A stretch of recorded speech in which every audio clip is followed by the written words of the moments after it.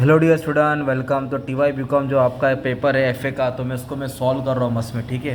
तो नवंबर 2023 last year का paper है, तो इसका पूरा ऑब्जेक्टिव्स भी सॉल्व करता हूँ, पेपर पैटर्न भी बता देता हूँ, और मैंने इसका पूरा सोल्यूशन भी अपलोड कर दिया है। तो अभी पहले ट्रू और फॉल्स से स्टार्ट करते हैं, ठीक है। तो ट्रू और फॉल्स में क्या बोला है, short term provision is a part of non current liabilities. तो जो शॉर्ट टर्म प्रोविजन होता है ना, वो करंट लाइबिलिटीज़ का पार्ट होता है, मतलब ये फॉल्स है, ठीक है। नॉन करंट में क्या आता है, लॉन्ग टर्म आता है। Contingent liabilities are shown in balance sheet under the head of current liabilities, false. Contingent liability balance sheet एकदम लास्ट में आता है, करंट लाइबिलिटीज के अंदर आता नहीं है। ये भी इसका आंसर क्या रहेगा तुम्हारा, फॉल्स रहेगा। चेंज इन इन्वेंट्री, जो इन्वेंट्री में चेंज होता है, opening stock of raw material less closing stock of raw material, तो ये फॉल्स है, right. Closing stock minus opening stock होता है, ये भी फॉल्स है। If the buyback exceed 10% of paid up capital, board of director as the authority to approve by resolution meeting, तो ये भी तुम्हारा फॉल्स है, राइट। तो बोर्ड ऑफ डायरेक्टर को अथॉरिटी नहीं है।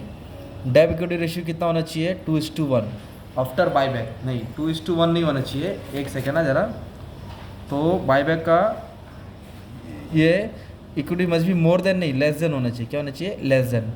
Buyback must be completed with in 15 month, नहीं ये भी फॉल्स है तुम्हारा, 12 महीने के अंदर होना चाहिए, ठीक है। फिर उसके बाद क्या दिया इसमें मालूम है अपने को, इधर दिया उसके बाद, तो ये कौन सा नंबर है, 7। In case of internal reconstruction no new company is created, yes internal reconstruction में जो कंपनी है वो वैसी रहती है। ऑल्ट्रेशन ऑफ शेयर कैपिटल, जो शेयर कैपिटल है is one of the method of internal reconstruction, yes ये उसका मेथड होता है। Interest is always calculated on face value, yes हमेशा इंटरेस्ट फेस वैल्यू पे होता है, मार्केट वैल्यू पे होता नहीं है। फिर सी एस आर का मतलब होता है कॉर्पोरेट सोशल रिस्पॉन्सिबिलिटी, यस ये भी राइट है। Profit from sale of investment, तो जो भी प्रॉफिट होता है वो डेबिट साइड आता है येट, और लॉस होता है किधर आता है, क्रेडिट में आता है, ओके। एथिक्स किसका ब्रांच है, मॉरल फिलोसफी, ये वर्ड याद कर लो, that guide people about basic human conduct, ये भी ट्रू है। ये तुम्हारा इधर ऑब्जेक्टिव हो गया 10 मार्क का।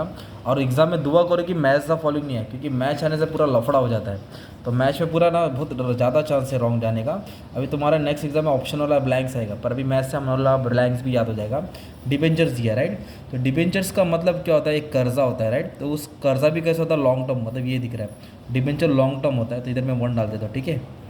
माइनिंग राइट्स, राइट्स मतलब होता है कॉपीराइट, कैसे रहता है वैसे माइनिंग राइट रहता है, मतलब इंटेंजिबल एसेट होता है। इधर किधर दिए रहेगा कुछ ना कुछ, किधर है बंटी, है ना, तो इधर है इंटेंजिबल एसेट, है ना।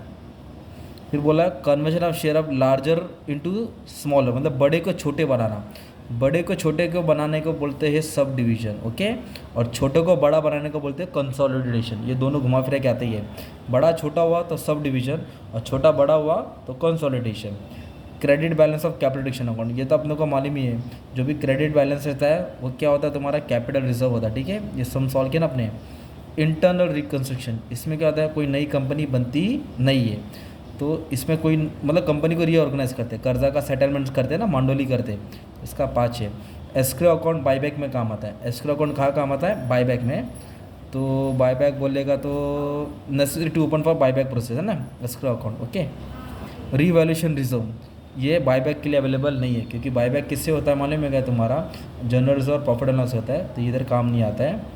इन्वेस्टमेंट इन इक्विटी शेयर, तो इक्विटी शेयर कैसा है मालूम है क्या, वेरिएबल है, मतलब कभी डिविडेंड ज़्यादा मिलता है कभी कम मिलता है। और डिवेंचर प्रेफरेंस शेयर कैसा है, फिक्स अर्निंग सिक्योरिटी, ओके।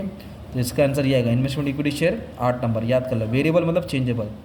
कम इंटरेस्ट मतलब जिसमें इंटरेस्ट ऐड होता है, मतलब विथ इंटरेस्ट, कम इंटरेस्ट बोलो तो विथ इंटरेस्ट, इसका आंसर आएगा 9।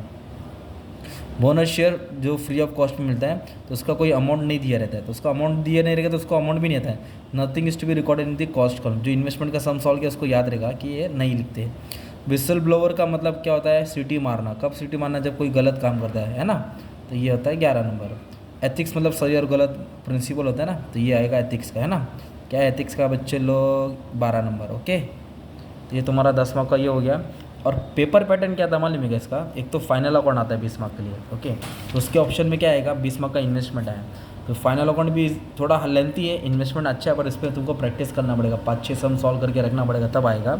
फिर उसके ऑप्शन में क्या आया 20 मार्क का मालूम है क्या, फिर से तुमको एक आया कैपिटल रिडक्शन वाला एंट्री है, मैंने सब सम अपलोड कर दिया बच्चे लोग, ठीक है। और इसके ऑप्शन में क्या है, 10-10 मार्क के 2 सम है, जिससे अच्छा इंटरनल रिकन्स्ट्रक्शन सॉल्व कर लो, ठीक है। फिर लास्ट का जो था ना 20 मार्क का, तो उधर क्या हुआ, डिवीजन हुआ है, कैसे बोला है, 10-10 मार्क के 2 सम है ना, तो तो एक 20 मार्क का क्या है मालूम है क्या तुमको? इधर बोला बाय बैक ऑफ शेयर्स, क्या है buy back of share, offer price कभी दिया रहता है कभी नहीं दिया रहता है। और उसके ऑप्शन में 10 मार्क का इन्वेस्टमेंट आया, 10 मार्क का तुमको कैपिटल प्रेडिक्शन की एंट्री पास करनी है। और मैंने शॉर्ट नोट भी पूरा एक्सप्लेन करा दिया, ठीक है, वन साइड एकदम करा दिया हो। और ये था तुम्हारा पेपर। और कुछ भी तुमको सोल्यूशन चाहिए रहेगा पूरा बुक का, तो मैंने बोलते हैं ना 40 से ज़्यादा प्रॉब्लम सॉल्व किया, ऑब्जेक्टिव सॉल्व किया, शॉर्ट नोट ये नंबर पे व्हाट्सअप कर देंगे। अब 200 रुपीज़ पे कर देंगे, मैं तुमको सब सोल्यूशन सेंड कर दूँगा, फिर टेंशन लेने की ज़रूरत नहीं है। तुम लोग सुकून से बैठ के पढ़ सकते हैं, सीख सकते हैं। ठीक है, थैंक यू वेरी मच।